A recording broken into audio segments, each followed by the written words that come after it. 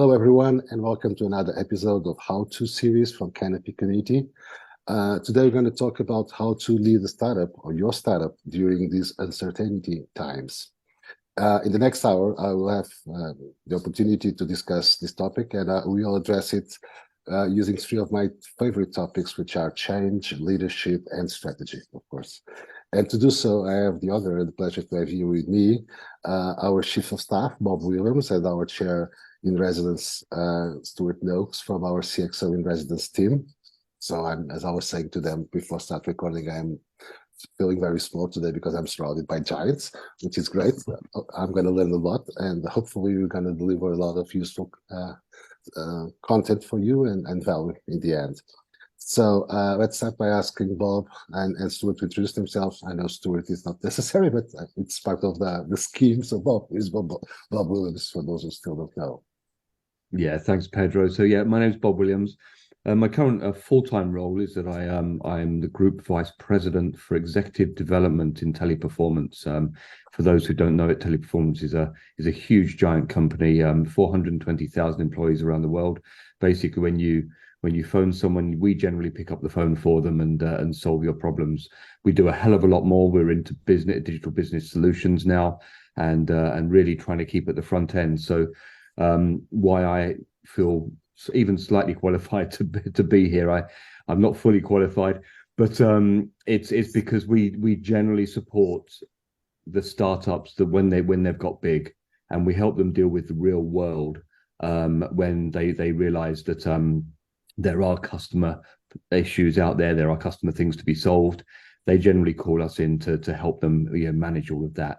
So we do dip into what are now classed as the biggest companies in the world, but we help them grow because of that. So thank you very much for having me here today, Pedro. I will do my best. Thank you for finding time to join us today. I know you have such a busy schedule, Stuart. Well, who is Stuart? For that one still person in the universe that may still not know who is Stuart. I'm still reeling from that 420,000 employee thing. That's crazy. I knew Teleperformance was of a certain size, but I didn't know it had reached that kind of volume. That's incredible. It's a small-sized country. Yeah, it is, right? Well, it's definitely. I mean, Exeter, where I am badged up for and have the banner for today, that is a city that's 155,000 people. So you've basically got three cities of Exeter as employees. That's just crazy.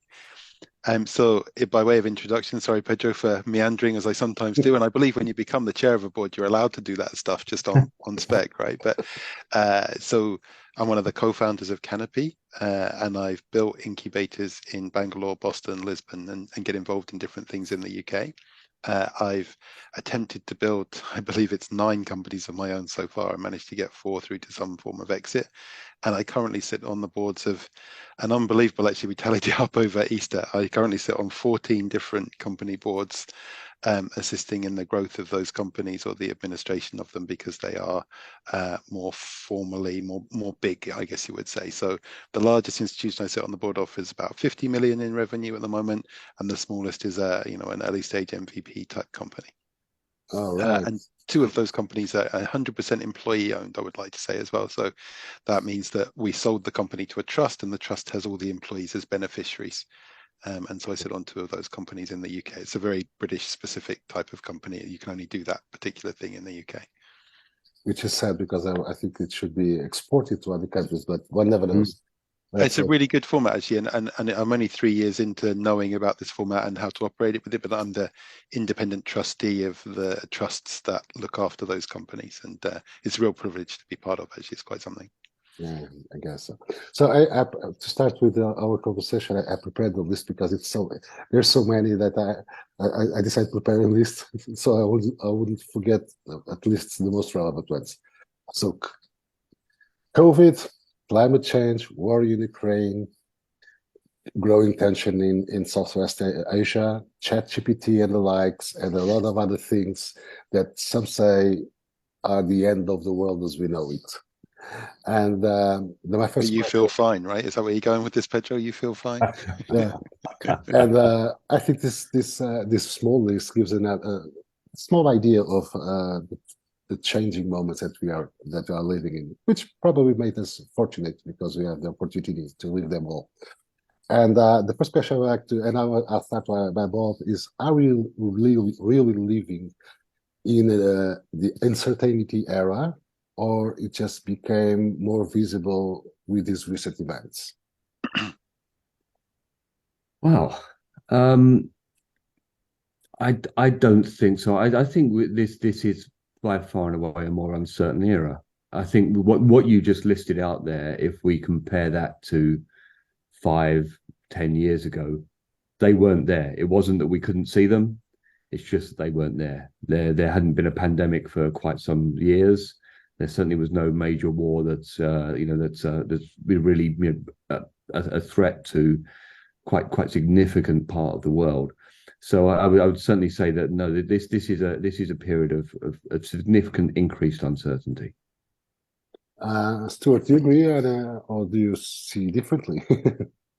I mean, one of the benefits of being old, Pedro, you know, in my 50 years on the planet now, you see quite a few things. And it's interesting that when I was a child in the UK, um, there were things even just in within that time span called the 3-day week, which Mm. was where in the UK there wasn't enough power generated for all of industry and commerce to keep running for 7 days a week, and you could only actually keep the lights on in your house for 3 days a week. And there was garbage strikes and things piled up in the street, and there were all sorts of trade union issues and huge amounts of disruption. There was even a 90% tax in the UK, which caused a massive brain drain, and that's within my lifetime. So there's always stuff going on. Mm. I think what we all got used to was a period of maybe a decade now of 0% interest rates and relative stability around the place. But I'll say my generation, but I think it's really the generation that comes after me, that this was the first generation that didn't face war Mm. in the way, didn't expect war in the way that the others had. And if you go back 100 years and you think about the different world wars that happened during that and the Vietnam crisis and so on, there was always some significant perturbation going on. And then we got used to stuff in that 10 years. We got used to a sense of tranquility and predictability, and markets got used to it, and our children got used to it. And we started to raise children in a way that expected tranquility. And then this pandemic thing, as you mentioned, really threw a what's the British term, Bob? Bolder googly for everybody, right? It really affected a lot of people in a way that nobody was really expecting. But then what we've seen always in the last 40 years, 50 years is an increased rate of change and a need to understand things and move in more and more agile ways. As we've become more digital and everything's becoming more connected, and the hyper connectivity that came with mobile phones, it's created an ecosystem where information flows quicker, actions can take place quicker. And now what we're really coming towards is that thing that's referred to as the singularity, and this point where artificial intelligence overtakes human intelligence in its ability to read situations and even make judgment calls. And we're either at or just before that singularity with a speed of change that I don't think any of us have ever come across. So I believe we're living in a time of very, very high degrees of uncertainty. I don't think that is atypical to a lot of history, of human history, but I do think the thing that underlines and undermines so much of it right now is the speed of that change. And I Mm. think, and I don't want to go on too much because I'm becoming Columbo myself in my monologues, but when you look at artificial intelligence and you look at the last 2 months since OpenAI and ChatGPT really started to do something that everybody bought into, and you look at the tens of millions of people that are now premium users of ChatGPT at $20 a month, you're talking about a 500 million, I think it is, revenue rate that's just come off the back of 2 months worth of something being available to people. And Yeah. they didn't even have the premium version when it came out and people talked about it. And you look at auto GPTs and the scale and the recursive loops that come from that. This is a speed that we are unable to comprehend or keep up with as human beings. It literally is faster than we can ever be. And that's the thing that I think really is the uncertainty in today's moment. Yeah, I think that's Well, as far as the chair should go on this one. we'll go to AI a bit later, because if I have the sense that once we start talking about AI, it's gonna take us till to the end of the program. So let's try to talk about a few things before entering that main course, let's call it. You're saying something quite interesting. So we live in an era of stability because, for example, of low interest rates and close to zero inflation and so on. And on the other hand, you are talking about now the need of more agility and more ability to adapt on a faster pace, which is another way of describing a startup. And so you have a 10 years of more predictable world where startups started to flourish, and now the world moved to the place where startups are used to act. Are we entering the startup era because of that? Bob, I just went on for far too long. Do you want to chip in on this one first? Or a new startup era? Because actually, my point is, the world changed to the place where startups are normal, are native, Yeah. are used to navigate. I think that yes, we are entering an era where the startups are gonna have more opportunity, but I don't think it's the speed of change that's really the driver there.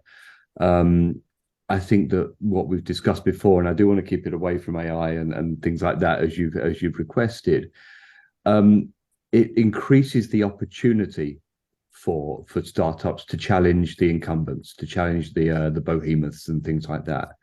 And I think that's the opportunity that makes it a startup world, because the large institutions still have this ability to be agile themselves. They can't be as agile because of legacy systems and things like that, but they have got a significant ability, like they always have. You know, the fintechs haven't thrown all the traditional banks out of banking yet, but as was promised, and the digital currencies haven't replaced everything quite yet.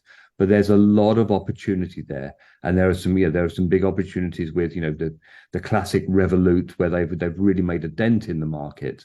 So as I say, I think the new technologies, the way the world is going, is an opportunity for startups. But I think the agility is not the biggest driver in that opportunity, in my opinion.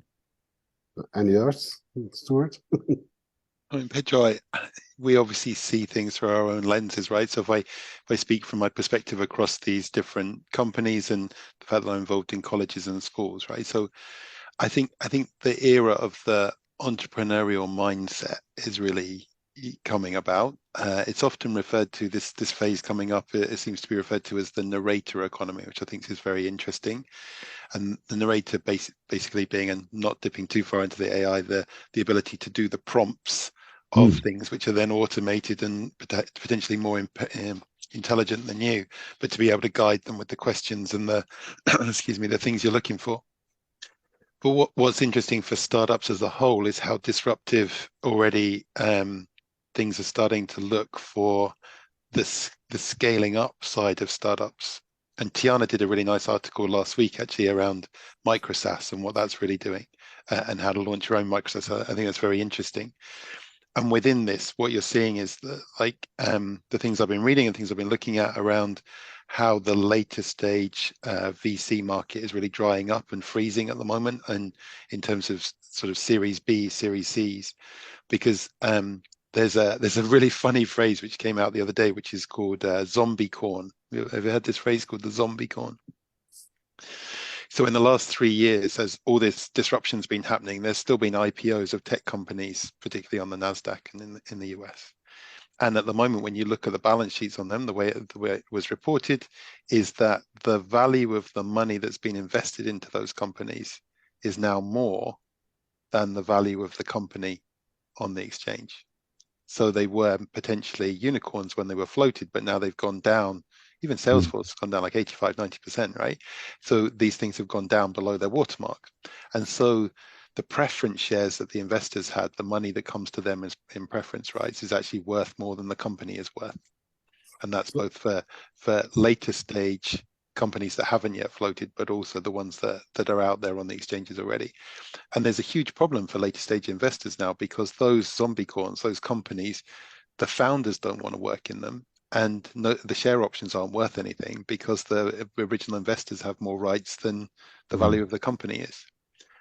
And that's really screwing with the later stage of a lot of startups. So what's really flourishing at the moment, and where the blood's running to, where the money's running to in the market, is to seed stage stuff, to early stage stuff, to start again, basically, because so much is going to be screwed up. And that's not just the market, but it's also that micro SaaS stuff of Tiana's. So the ability with so much automation now is to reverse engineer and re-engineer anything that's successful incredibly quickly, and then offer it at a lower price point, to carve 30, 40, 50% out of the OPEX of big companies because of the level of automation that can happen. And the speed of this disruption is unknown because it's unprecedented. Yeah. So Again, just look to the last 2 months. It's insane. So two phrases for you to comment. No, actually, what? But first, I'm going to comment on. So it's like that zombie thing is like post-money valuation is smaller than pre-money valuation in the end. Yeah, basically. And if you look at just this week, I think it was Tiger Global marked down its portfolio by 20% because of this problem. That the money they paid in the investments, they were the most prolific and largest late stage investor in the world. And they're basically underwater in all their investments, and they've had to mark it down 20%. And that's seen and reported as too light. It's seen to be more like, or expected to be more like 60, 70% by the time this all works its way out. Whoa. Yeah, it's a really interesting time, but that doesn't detract from, in fact, that re-emphasizes the entrepreneurial mindset, which is faced with a barrier, faced with a rock in the middle of the river, you've got to learn how to flow. What you can't do in the same way, and this is going to speak very contradictory to the advice that I'll give later on in the webinar, which is you can't just sit there and watch it anymore, because everything is changing around you faster than you can imagine. And part of that hype is in our own brains, but actually there's a lot of reality to that now. Another thing you said, yeah, and I agree about micro SaaS, but it's like slicing a business and redoing things on a better way, which is pretty much what some startups that did, at least at the early days, with large corporations. They found an opportunity within the huge business of a large corporation, said, I can do it, I can do that better. So I'll do it, and I'm just going to take over your business. To a certain extent, of course, and now it's micro SaaS is doing the same to traditional SaaS or something like that, which is funny because it's like the same kind of loop, but on new circumstances and with a new environment to some way, which and something that you just said make me remember something. I think all starts by the need of reinventing education. Because if we are the entrepreneurial area, or we are entering that, there's a certain mindset and a certain set of skills that are pretty much soft skills and not hard skills that should be brought to education to a broader extension that they are today. So, Bob, do you think education has anything to do with this, or is just me that seeing connections where they are not real or at least obvious? I think it really does. Let's face it, the average curriculum in most countries that our kids are all learning hasn't been able to keep up with slow-paced change in the world, let alone what's going on now. So how, my 6-year-old boy can, we can think about how what he's doing now could adjust to the change in the world, to the 2 months that Stu refers to is just incomprehensible. All I can say is that the sort of education has been just completely democratized now. It's all over my Instagram feed what I can learn next.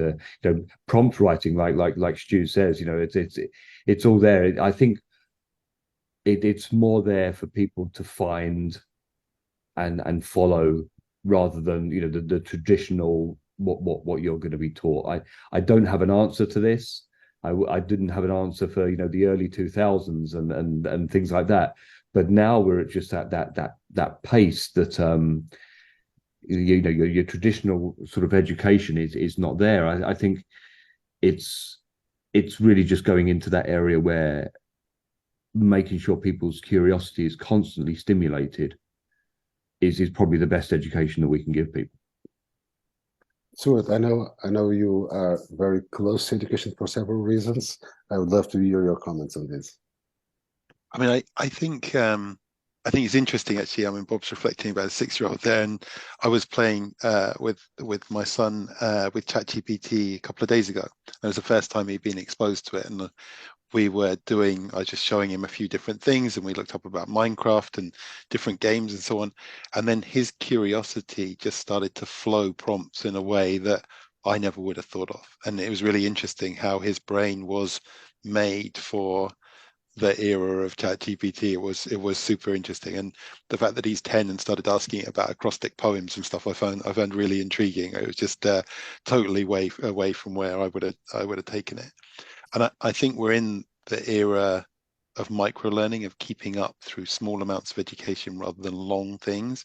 I think there's still a place for more institutional depth, if you like, in education, but I think it's a smaller place to play than it has in the last 20, 30 years. I think it's different to the way, say, our parents may have had expectations, or even we have expectations.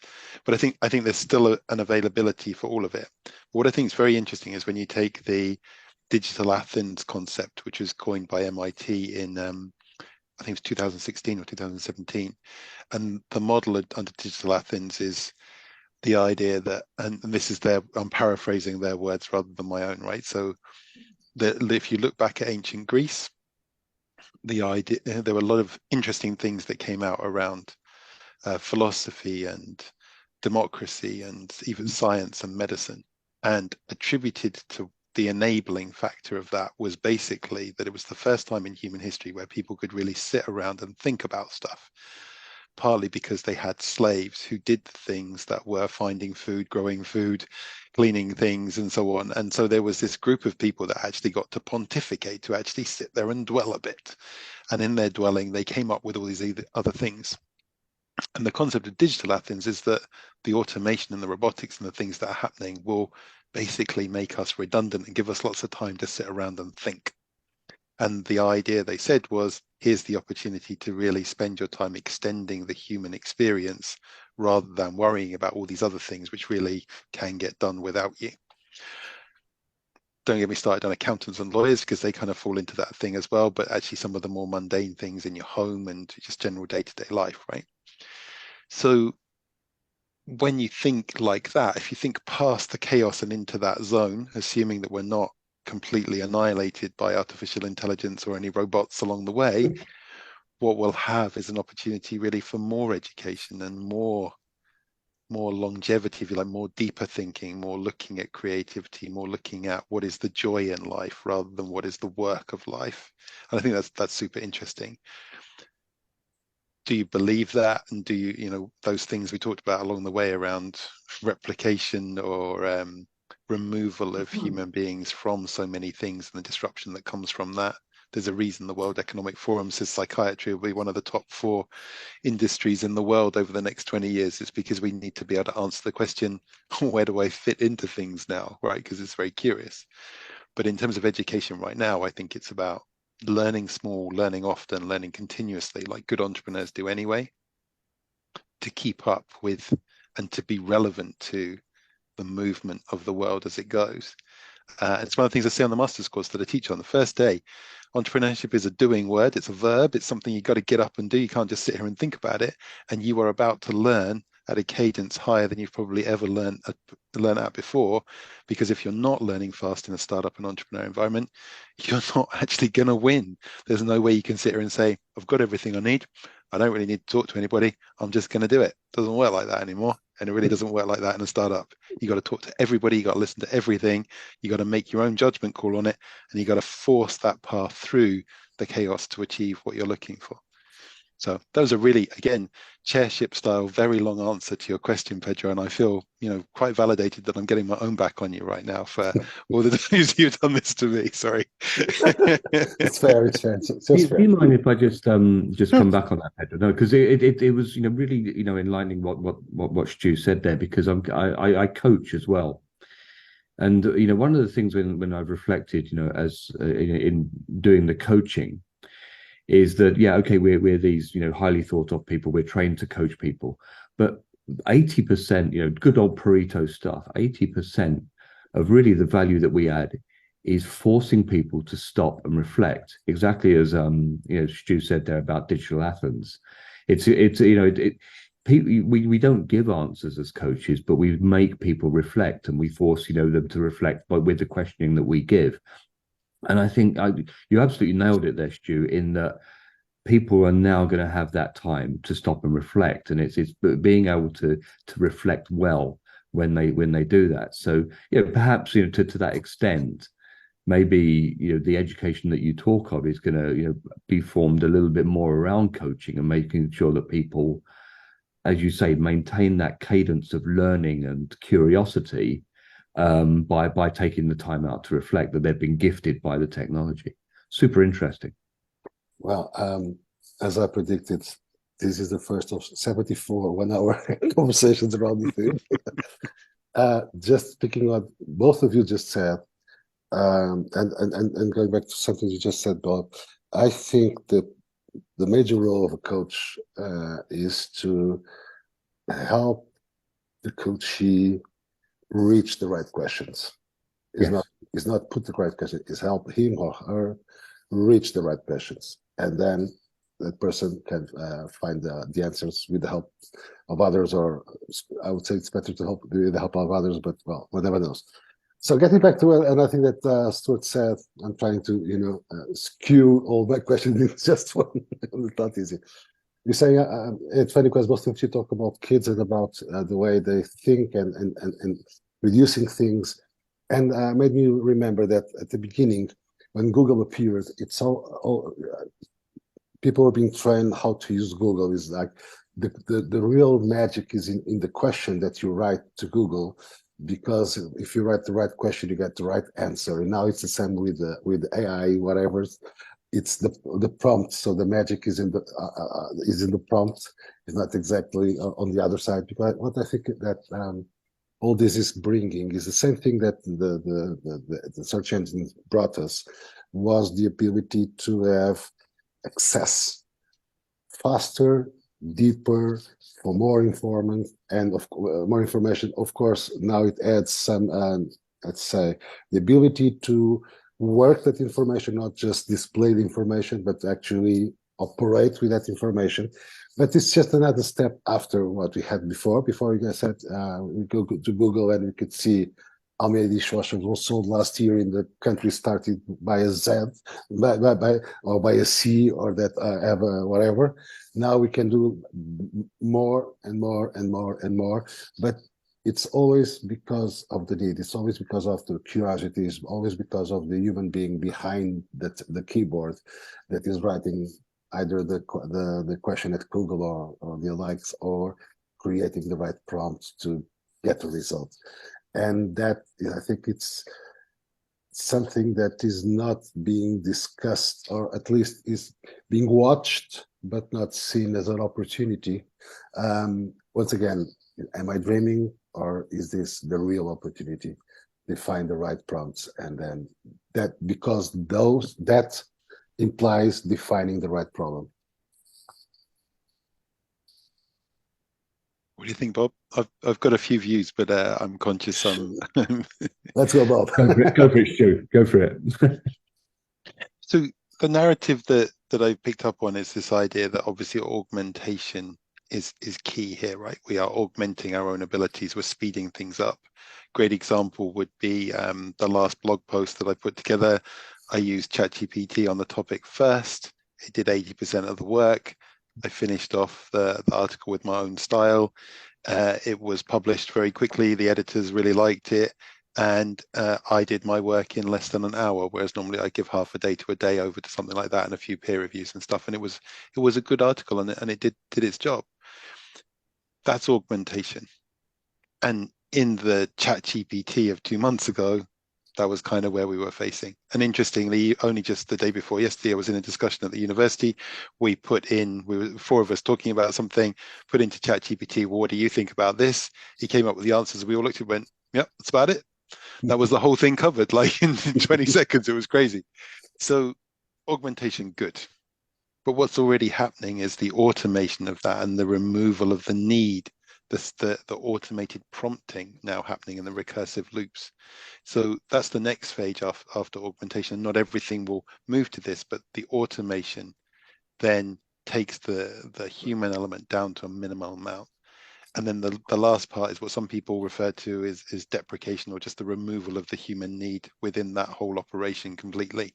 And that's already being shown with some of the studies out of Stanford, things to do with creating agents with memory streams, creating recursive loops and dialogues between these agents and these automation pieces. So it's already shown that that path fully exists, where actually the narrator economy isn't needed anymore.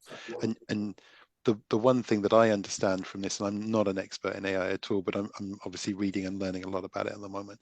The trust and safety layers at the moment are still human intervention, trust and safety layers.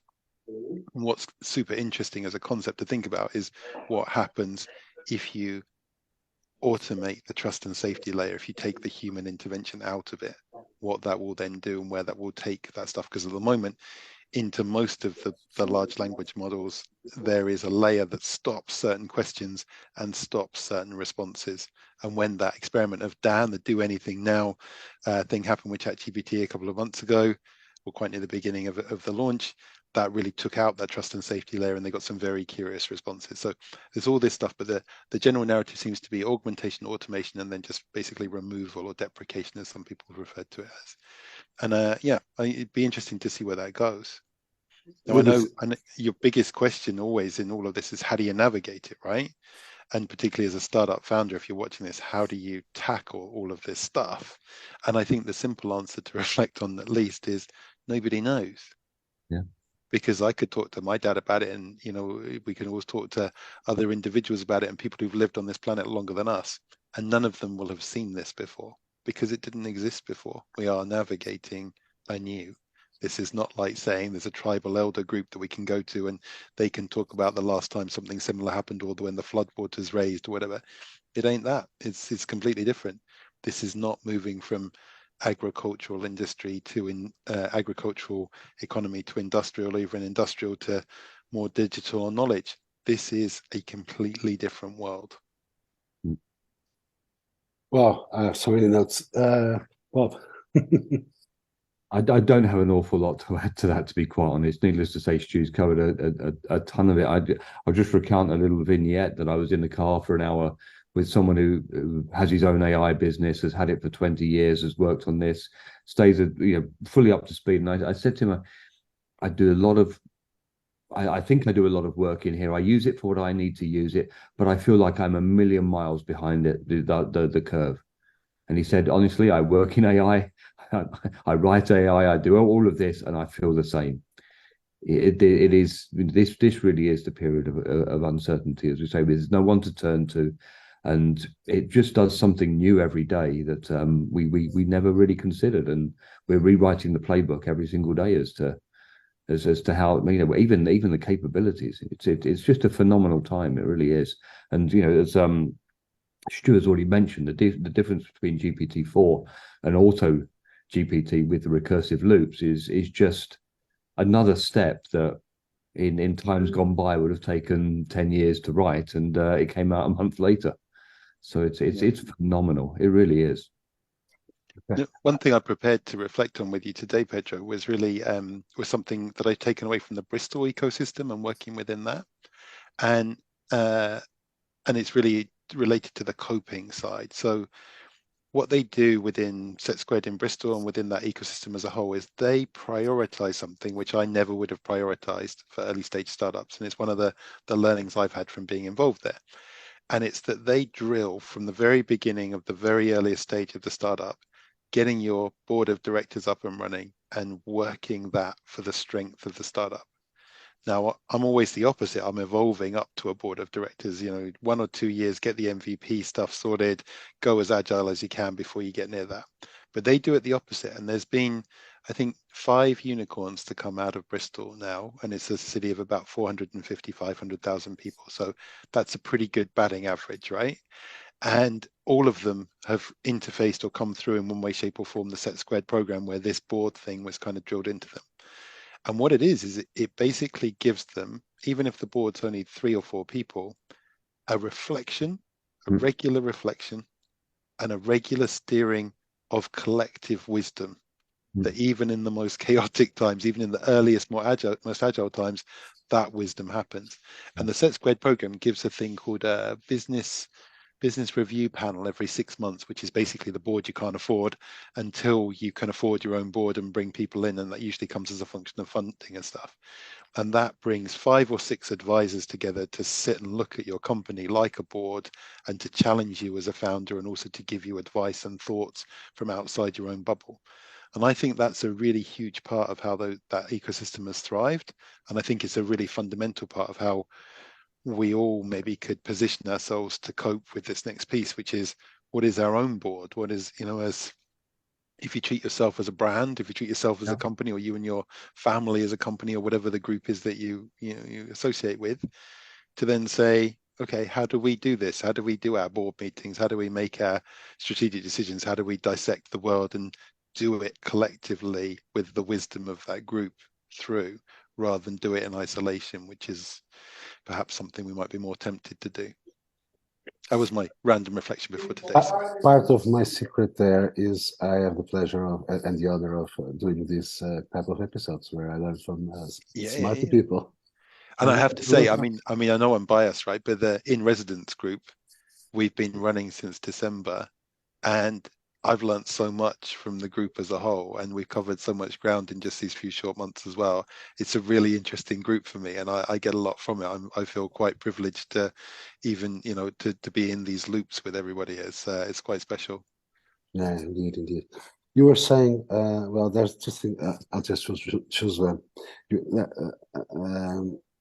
Actually, I'm going to use one to introduce the other. Sorry, no one knows, and I was thinking, this is like speeding the history of mankind, and like in the same year or the same week or whatever time frame you want, we come from Neanderthal to discover fire, and sooner we're going to have cars and so on. And so it's all the revolutions, but in a row, but without taking centuries. And of course, the speed between revolution has been decreasing a lot from revolution to revolution, but now we are compressing them to weeks or months, not to years, which is great and it's funny. And but it's as in those times, no one knows because there's a joke I was told when I was thinking of becoming an entrepreneur, that a guy was selling hay to horses, and he sees passing a car, and he says to his partner, "Hey, you see that? That's new. That's weird." That guy said, "Don't worry. No one's going to buy that. Let's keep having hay to sell to the horses. No one's going to buy crap like that. And people will keep using horses to do whatever they need to do." And of course, we know who bankrupt first. But using this, and it's referred to human element, a human element with AutoGPT and those likes, which brings me to a fundamental doubt I have. Probably one of the most relevant characteristics of a startup founder is having a dream and doing whatever it can to actually build whatever he dreamed of, for the problem that he or she identified.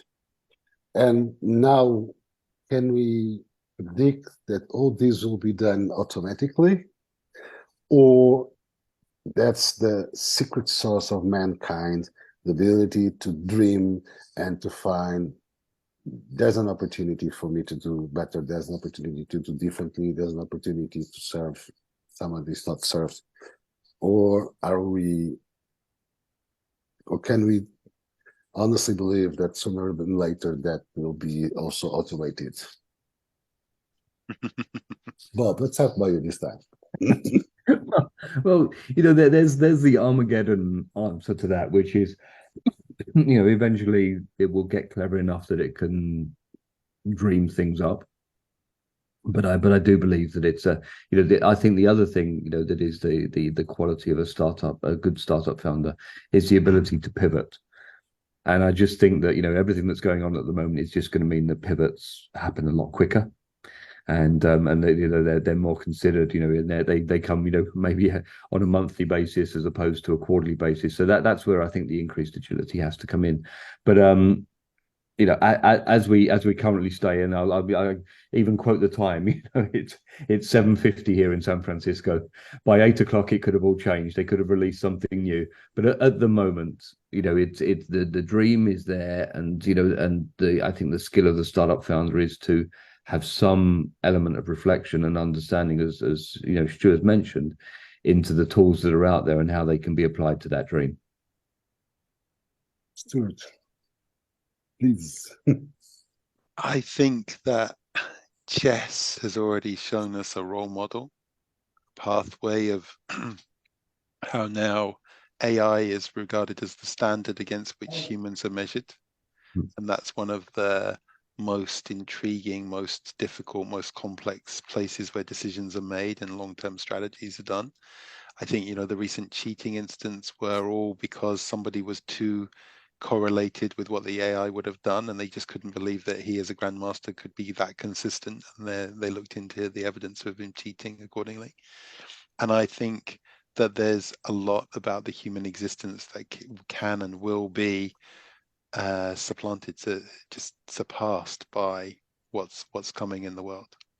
And what we have to do as humans is to recognize that firstly, we may not be the most intelligent thing on the planet for much longer, and work out how we rise above that, or how we ride that wave in Nazare type terms, to really continue and extend the human existence with those as tools or companions, or even as superiors within the world that we go into. But this again comes down to this, on what I refer to as the entrepreneurial mindset, right? How do you leverage it? How do you borrow it? How do you augment it or use it to augment you? How do you grab other resources that you don't own and actually make them useful in your purpose? And how do you keep having a vision to move past that, which is what entrepreneurs do more than other people, right?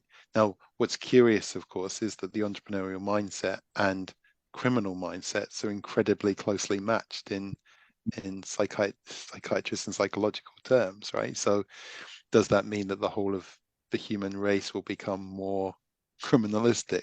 I don't know.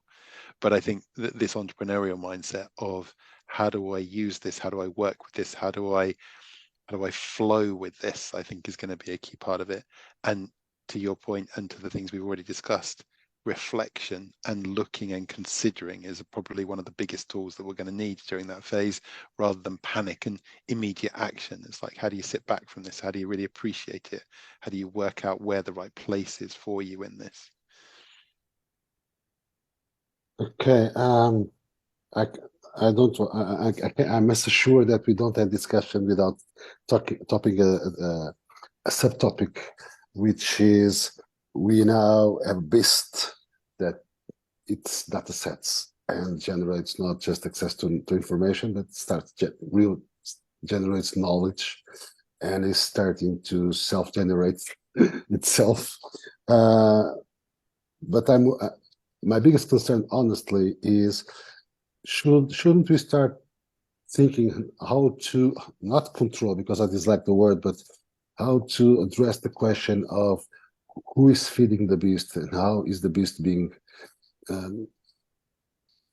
fed by, because if this has all this power, someone with some intent can feed systems in a certain way to generate a certain result on a faster and incredibly powerful and broader way that we have ever seen. I remember Cambridge Analytica problem at website being discussed every session was about that, and now we have a beast, huge beast, and no one is actually looking into the data sets. Should we do it? Can we do it? What are your thoughts on this? Bob? Of course, one of the big things is, program bias. That is something that's, very big in artificial intelligence at the moment. It's there. We're absolutely aware of it. We have to be very careful of it, and yeah, that's something there. I think what was particularly interesting in me is when ChatGPT is asked, what are the major roles of the future, or the major job titles of the future? One of the first ones that always comes up is ethical AI lawyers and things like that, and it knows itself that it needs an ethics base around it. Or was it, sorry, or was instructed to answer always that? Maybe, but yeah, it's not that that's the answer that it gives, but I think everyone, and there was the group letter that was signed a while back to slow things down and understand what's going on, and whatever you want to believe about the politics of that, but yeah, I truly believe that there's a lot of people out there who are very concerned about that exact question that you asked, that it can be guided in a certain direction if we pump it with that kind of information. So I think the ethical component is going to be something that's going to be widely viewed in the future. I mean, Pedro, you're asking a super appropriate question. I went to an amazing talk the other week where one of the ex-product people from Google who'd worked on Bard, she was talking about this and where the data sets are training the AIs, etc. And she had some very interesting and sort of mind-blowing perspectives. But and I'll share some of those with you maybe on a different call. But one of the things that I reflected on a little bit is we're part of a community of entrepreneurs, right? And everywhere we go, and certainly my life is spent almost entirely spending time with entrepreneurs. When we look around at all our friends and all the people, and even ourselves, we're curious and abnormal types. We really are, right? We do such unreasonable and dumbass things at times, and that's what makes us entrepreneurs. That's we've all got these lenses where we've seen the world in a different way, been absolutely obsessively annoyed and frustrated by it, and we've chosen to change things accordingly. And it's entrepreneurs that are leading the way on this stuff. And I don't know, I mean, curious and normal people do great things, but they also do crazy things. And I'm not sure they're the most stable people to be leading this level of change through the world, right? And the influence will be felt for a very long time about what all this is. Or it may just be the curiosity and the abnormality of these people that actually cause it to completely crash and burn, because we will push things further than maybe they should be pushed or could be pushed, unless it's us pushing them, right? So I don't know where that's all going to go, but for coping and for managing and for steering our startup journeys, I definitely feel reflective time, collective wisdom, and constant dialogue are massive tools for us. And that's constant dialogue with teams, constant dialogue with customers, constant dialogue with marketplaces, constant dialogue with communities. Just keep looking around and understanding, how do you fit? How do you flow with things? How do you not sit like a rock in the river? You were saying constant dialogue, and I fully agree. And my brain was making one of those weird connections that only my brain does. Isn't it faster to just ask ChatGPT instead of spending time chatting with guys on a Zoom call? As long as the data set's up to date, absolutely. It's still a couple of years behind, even on 3.5, right? So, yeah. But I think the less effective Bard is more contemporary, right? It's got active live data sets going through it, like real time stuff. Yeah, but I because I agree with you. I'm afraid that people listen to this and say, well, that's funny. I would love to do that. It sounds wonderful, but I don't have time. So I'll just keep asking ChatGPT and skip all that part of human connection and having conversation and building boards. I have a board. It's called ChatGPT. And I'm not saying you should do that. I'm just trying to avoid that. Bob, your thoughts on this? I'm having a big reflection here, and I think it's quite fascinating that we're having a discussion, and the two ends of the discussion are the Greek Stoics and AI. But it's amazing that they can coexist in the same discussion. And I think it's absolutely fascinating, the discussion about the Stoics and having the first time in history having time to stop, pontificate, reflect, and everything else there. I think one of the other messages of the Stoics is really, control the controllables.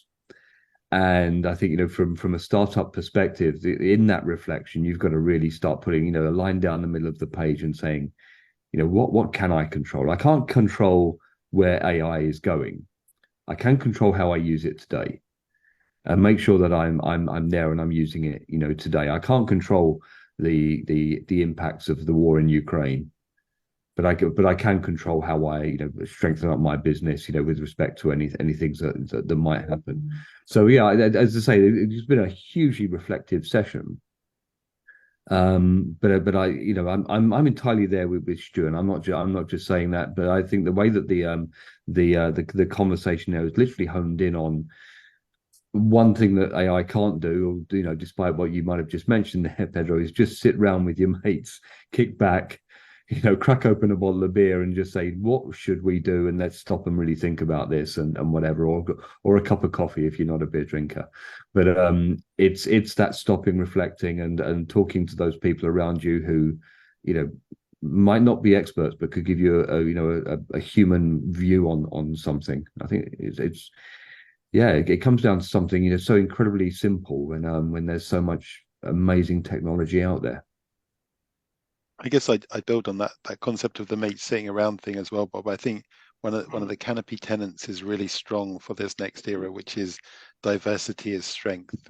Yeah. Now, Yes. we are three gentlemen of a certain age and a certain type on this call saying that, but one of the things that I find amazing through the community that we're all part of is the diversity of mindsets, of worldviews, of places people come from and how they've grown up and what they're doing, gives us this amazing richness of discussion and gives us the opportunity to see through all these different lenses of quite incredible creative people.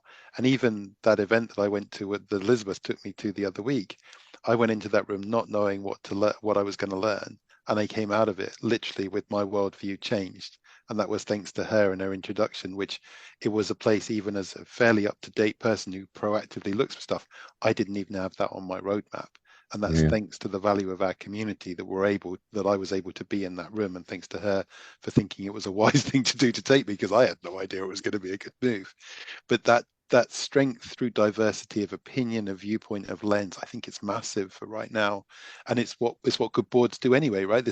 They refer to it in the academics as external scans, like bringing in the outside world to your decision process, not making a decision in isolation, not being in your little bubble, which seems counterintuitive when you're trying to be an entrepreneur, because you're trying to just get the small stuff done and get it moving, but you've still got to bring the world into your view to say, okay, that makes sense. That's not going to get in my way, or that regulatory change is actually going to help me, or that AI is actually going to be an enabler, not a problem. Or now I can see the AI, my idea will pivot to this. But you've got to bring that world into your decision. You've got to bring it wider than your bubble might be used to really make us a wise decision in today's context. I have to say this. One of the things I love at Canopy and other places I go is every time I have a problem, I always think, who is the smart people I know that knows about this, has done this before, or has experienced this before, that I can just call or reach very, very fast. And it's amazing. And it's funny because some people, I think that's part of what defines us. A lot of people are so focused on what they do, they don't have time for serendipity. And I had this conversation of this with someone who says, you waste so many time talking to so many different people. Why are you wasting time talking to that guy? And I said, because I never know. I never know. And the more people I know, the more interesting people I know, and I know that every day I have more doubts than the previous day, and so I need to know more and more smart people that I can go to, because sooner or later I'm gonna need that, and so I have to invest X amount of my time, which I do, knowing new people, meeting new people, and I don't have a directory. I have it in my head, but every time I face someone that is challenging, my first thought is, who do I know that can help me with this? And not help me as in do for me, but help me as in teach me, share. Help me dissect it, right? Help me take this apart, work out what to do with it. Absolutely. All right, so we have 4 minutes, two for each of one of you, and this is what I'm about to ask you. It's impossible, but just in 2 minutes. because of everything that we've been addressing in the last 56 minutes, and I'll start by you, Bob, this time. Some tips for a founder on how to lead his or her company, startup, actually, in these times as we define them. Useful, direct, practical tips. I'm going to go back to what I just said, and it is control what you can control, and make sure you're good at controlling what you can control. I mentioned earlier, the speed of pivoting. So when things are more uncertain, you've got to think about that. And I am old school, but I know it still works. And I've actually asked ChatGPT to do it for me as well. And it's that SWOT analysis. It's the oldest tool out there. Yeah. But whenever something just gets uncertain, sit back, reflect, SWOT, and understand what the market's bringing to you again. And if you take control, if you take that, and then you control what you can control, then you're increasing that ability. But comes down to the core theme of this discussion: stop, reflect, and everything else. So yeah, that's mine. Awesome.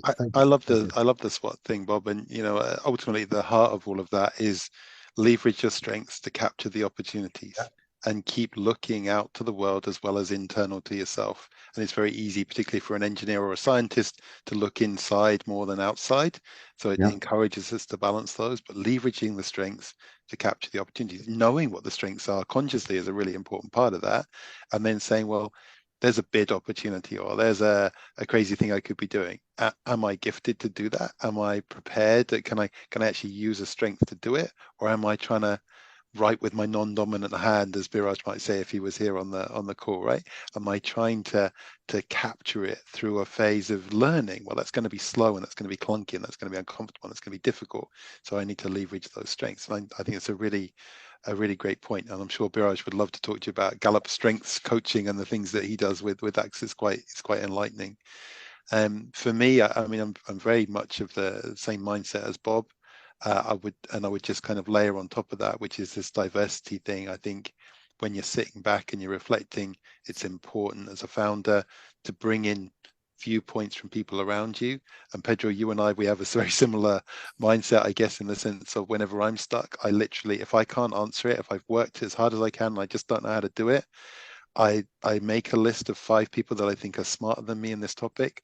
I call them, I share the problem, and if at the end of those 5 calls or lunches or breakfast, whatever they are, there's still no answer, I give up and I go and do something else, right? Because that's as good as it gets. But find your own little group, your diverse group that you can lean into and they can lean into you, and keep bringing yourself back into that group and asking curious questions of the moment, like, how do I use it? How do I work with it? How do I flow with these situations? Where am I trying to take it? And then do like Bob's saying, control the things you can control, and have a bit of acceptance in your life for the things you can't control, right? And that I say that as a 50-year-old that still can't do it, right? But that acceptance piece is fundamental to probably longevity and mental well-being along the way, right? Can you actually accept things can't be done by you or controlled by you? Yeah, indeed. Great topics, great tips, very useful ones, great conversation. Just before finishing, just said, I also love SWOT, and it's funny referring to strengths and opportunities and focus on that. Best definition I know of success, which by the way is the same of the definition of luck, is when the line of preparation crosses the line of the opportunity, then you get lucky, then you get lucky. And this also adds to something that we're going to discuss on the future episode, which is self-awareness, which is critical to ensure that you see the opportunity and you know that you are ready, and then you get lucky and later you'll be successful.